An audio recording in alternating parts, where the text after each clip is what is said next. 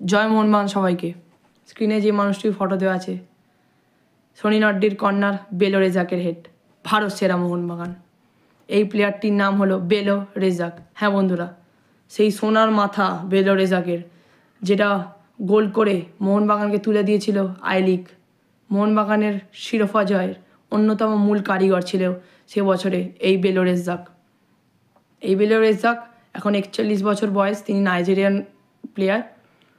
তাকে মোহনবাগান ফ্যামিলি থেকে খুবই ভালো শুভকামনা, যে তিনি যেন তার বাকি জীবনটা ভালো করে হাসি খুশিতে কাটাক।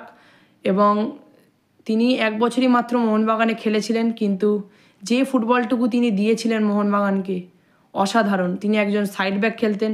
আমরা এখনও ভাবি, যে আমি ভাবি পার্সোনালি, যে বেলো রেজাকের মতো একটা সাইড ব্যাক হলে হয়তো রবার্তো কার্লোসের মতো প্লেয়ার ছিল বেলো রেজাক। হ্যাঁ বন্ধুরা, সোনার হেড, তার ফ্রিকিকও সোনার, ভালো প্লেয়ার ছিল বেলো রেজাক। তাকে মোহনবাগান ফ্যামিলি থেকে খুব ভালো শুভকামনা, যে তিনি যেন তার বাকি জীবনটা ভালোভাবে কাটাতে পারুক। জয় মোহনবাগান।